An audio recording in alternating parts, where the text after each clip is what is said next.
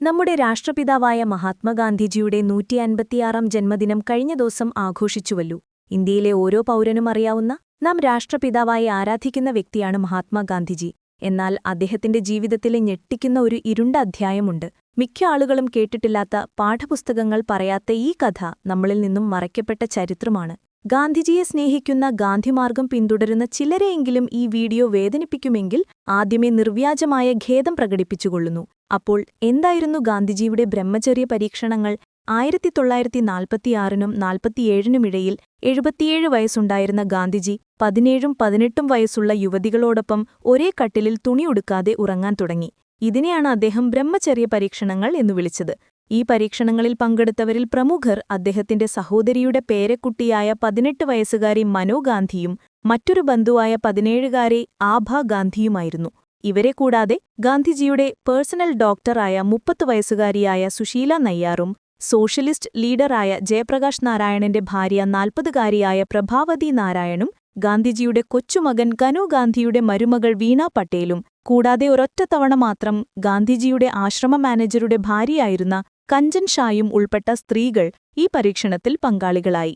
ഗാന്ധിജിയുടെ ഈ പ്രവർത്തികളെല്ലാം അദ്ദേഹത്തിന്റെ സെക്രട്ടറി നിർമ്മൽ കുമാർ ബോസ് രേഖപ്പെടുത്തിവെച്ചത് ഇന്ന് ചരിത്രരേഖയാണ്. ഗാന്ധിജി അവരുമായി ശാരീരിക ബന്ധത്തിൽ ഏർപ്പെട്ടു എന്നതിന് യാതൊരു തെളിവുമില്ല. എങ്കിലും പ്രായപൂർത്തിയാകാത്ത പെൺകുട്ടികൾ അടക്കമുള്ളവരെ ഒരു പ്രായമായ പുരുഷൻ വിവസ്ത്രരായ ഒപ്പം കിടത്തുന്നു എന്ന പ്രവൃത്തി തന്നെ അങ്ങേയറ്റം വൈകൃതമാണ്. രാഷ്ട്രം ആരാധിക്കുന്ന മഹാത്മാ എന്ന അഭിസംബോധന ചെയ്യപ്പെടുന്ന സ്ത്രീകളുടെ അവകാശങ്ങളെക്കുറിച്ച് സംസാരിച്ച അതേ ഗാന്ധിജി തന്നെയാണ് ഇത് ചെയ്തതെന്ന് വിശ്വസിക്കാൻ നമുക്ക് സാധിക്കുമോ? തന്റെ ബ്രഹ്മചര്യ പരീക്ഷണങ്ങൾക്ക് ഗാന്ധിജിക്ക് തന്റേതായ വിചിത്ര ന്യായങ്ങളുണ്ടായിരുന്നു എന്നതാണ് കൗതുകകരം. ബ്രഹ്മചര്യത്തിലൂടെ തന്റെ വിഷയാസക്തികളെ ഇല്ലാതാക്കി മനസ്സിനെയും ആത്മാവിനെയും ശുദ്ധീകരിക്കാമെന്നും ദൈവം തന്നെ നേരിട്ട് നിയന്ത്രിക്കുമെന്നും അദ്ദേഹം വിശ്വസിച്ചു. തന്നിലും ഒപ്പമുള്ള സ്ത്രീകളിലും വിഷയാസക്തി ഇല്ലെന്ന് തെളിയിക്കാനുള്ള ഒരു പരീക്ഷണമായിരുന്നു അത്. ഒരുമിച്ച് തുണിയൊടുക്കാതെ കിടന്നിട്ടും യാതൊരു വികാരവും തോന്നുന്നില്ലെങ്കിൽ അതവരുടെ മനസ്സിന്റെ പരിശുദ്ധിയുടെ തെളിവായി അദ്ദേഹം കണ്ടു. തന്റെ വ്യക്തിപരമായ പരിശുദ്ധി വർദ്ധിക്കുന്നതോടെ തന്റെ അഹിംസ എന്ന ആയുധത്തിന് ശക്തി കൂടുമെന്ന് അദ്ദേഹം വിശ്വസിച്ചു. നോഖാലി പോലുള്ള സ്ഥലങ്ങളിൽ നടന്നുകൊണ്ടിരുന്ന ഭയാനകമായ വർഗീയ ലഹളകൾ തടയാൻ തന്റെ ആത്മീയ ശക്തിക്ക് കഴിയുന്നില്ലെന്ന് ഗാന്ധിജിക്ക് തോന്നിത്തുടങ്ങി. തന്റെ ആസക്തികളെ പൂർണ്ണമായി കീഴടക്കിയാൽ മാത്രമേ ആ ശക്തി തിരികെ ലഭിക്കൂ എന്ന് അദ്ദേഹം ഉറച്ചു വിശ്വസിച്ചു. രാജ്യത്തിന്റെ പ്രശ്നങ്ങളെ അദ്ദേഹം തന്റെ വ്യക്തിപരമായ ആത്മീയ പോരാട്ടങ്ങളുമായി നേരിട്ട് ബന്ധിപ്പിച്ചിരിക്കുകയായിരുന്നു.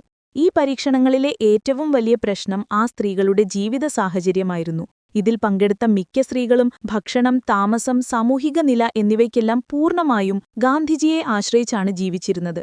അവർക്ക് വിസമ്മതിക്കാൻ കഴിഞ്ഞിരുന്നില്ലെന്ന് ഗാന്ധിജി തന്നെ ഒരു കത്തിൽ സമ്മതിച്ചിട്ടുണ്ട്. അവരിൽ മൗരിക്കുമാരെല്ലാവരും മനസ്സില്ലാ മനസ്സോടെയാണ് വസ്ത്രമഴിച്ചത്. എന്റെ പ്രേരണയാലാണ് അവർ അങ്ങനെ ചെയ്തത് എന്ന് ഗാന്ധിജി തന്നെ തന്റെ കത്തിൽ എഴുതിയിട്ടുണ്ട്. മനസ്സില്ലാ മനസ്സോടെ, എന്റെ പ്രേരണയാൽ എന്നീ വാക്കുകൾ വ്യക്തമാക്കുന്നത് ഈ സ്ത്രീകൾ സ്വന്തം ഇഷ്ടപ്രകാരമല്ല, മറിച്ച് ആത്മീയ ആചാര്യൻ എന്ന നിലയിൽ ഗാന്ധിജിയുടെ അധികാരം ഉപയോഗിച്ച് അദ്ദേഹം ചെലുത്തിയ സമ്മർദ്ദം മൂലമാണ് ഇതിന് തയ്യാറായത് എന്നാണ്. എന്തൊക്കെയായാലും ഈ പരീക്ഷണങ്ങൾ ആ സ്ത്രീകളുടെ ജീവിതത്തിലുണ്ടാക്കിയ ആഘാതം ഭീകരമായിരുന്നു. ഗാന്ധിജിയുടെ മരണശേഷം മനു ഗാന്ധി തന്റെ ഗ്രാമത്തിലേക്ക് മടങ്ങി. അവർ പിന്നീട് വിവാഹം കഴിക്കുകയോ കുട്ടികളുണ്ടാകുകയോ ചെയ്തില്ല. മാനസിക സംഘർഷവും ഏകാന്തതയും മൂലം ക്ഷയരോഗം ബാധിച്ച് തന്റെ 44ാമത്തെ വയസ്സിൽ അവർ മരണമടഞ്ഞു. ഈ പരീക്ഷണങ്ങളുടെ യഥാർത്ഥ മാനുഷിക വിലയായിരുന്നു അത്. ആഭാഗാന്ധിയും കനുഗാന്ധിയും ശേഷകാലം ഗാന്ധിജിയുടെ ഓർമ്മകളുമായി ജീവിച്ചു.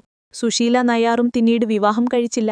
ഗാന്ധിജിയുടെ ഈ പ്രവൃത്തികളെ അദ്ദേഹത്തിന്റെ ഏറ്റവും അടുത്ത അനുയായികൾ പോലും ഞെട്ടലോടെയാണ് കണ്ടത്. അവർ അതിനെ ശക്തമായി എതിർത്തു. ഇതിനെ ഭയങ്കരമായൊരു മണ്ടത്തരമെന്നും മതവിരുദ്ധമായ പ്രവൃത്തിയെന്നുമാണ് സർദാർ വല്ലഭായ് പട്ടേൽ വിശേഷിപ്പിച്ചത്. ബ്രഹ്മചര്യത്തോടുള്ള ഗാന്ധിജിയുടെ ഈ അഭിനിവേശം അസ്വാഭാവികവും പ്രകൃതിവിരുദ്ധവുമാണെന്ന് ജവഹർലാൽ നെഹ്റു കരുതി. വിനോബാ ഭാവെ പോലുള്ളവരും ഗാന്ധിജിയുടെ സ്വന്തം സ്റ്റെനോഗ്രാഫർ മഹാദേവ് ദേശായിയും ഈ പരീക്ഷണങ്ങളിൽ പ്രതിഷേധിച്ച് ആശ്രമം വിടുകയോ തങ്ങളുടെ സ്ഥാനങ്ങൾ രാജിവെക്കുകയോ ചെയ്തു. തന്റെ ഏറ്റവും വിശ്വസ്തരായ ആളുകളിൽ നിന്നുള്ള ഈ കടുത്ത എതിർപ്പുകൾക്കിടയിലും ഗാന്ധിജി താൻ ചെയ്യുന്നത് ശരിയാണെന്ന് ഉറച്ചു വിശ്വസിച്ചു. അദ്ദേഹം പരീക്ഷണങ്ങൾ നിർത്താൻ വിസമ്മതിച്ചു. ഗാന്ധിജിയുടെ മരണശേഷം അദ്ദേഹത്തിന്റെ ജീവിതത്തിലെ ഈ വിവാദപരമായ അധ്യായം ആസൂത്രിതമായി മറച്ചുവെക്കപ്പെട്ടു. വിരോധാഭാസമെന്നു പറയട്ടെ, ഗാന്ധിജി ഈ പരീക്ഷണങ്ങൾ രഹസ്യമായിട്ടല്ല നടത്തിയത്. താൻ ചെയ്യുന്നത് ശരിയാണെന്നും ഒരു മഹത്തായ സത്യപരീക്ഷണമാണെന്നും അദ്ദേഹം വിശ്വസിച്ചു. അതിന്റെ ഫലങ്ങൾ പ്രസിദ്ധീകരിക്കാനും അദ്ദേഹം ആഗ്രഹിച്ചു. എന്നാൽ അദ്ദേഹത്തിന്റെ മരണശേഷം ചരിത്രകാരന്മാരും അനുയായികളും ഈ പരീക്ഷണങ്ങളെക്കുറിച്ച് ലോകമറിയരുതെന്നാഗ്രഹിച്ചു.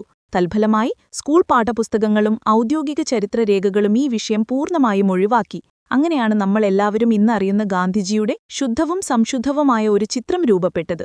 ഗാന്ധിജിയുടെ ജീവിതത്തിലെ ഈ അസ്വസ്ഥകരമായ വസ്തുതകൾ അംഗീകരിക്കുന്നത് ഇന്ത്യയുടെ സ്വാതന്ത്ര്യസമരത്തിന് അദ്ദേഹം നൽകിയ മഹത്തായ സംഭാവനകളെ ഇല്ലാതാക്കുന്നില്ല. ചരിത്രപുരുഷന്മാർ ദൈവങ്ങളല്ല, മറിച്ച് നന്മയും തിന്മയും ബലഹീനതകളുമുള്ള സങ്കീർണരായ മനുഷ്യരായിരുന്നു എന്നിത് നമ്മെ ഓർമ്മിപ്പിക്കുന്നു.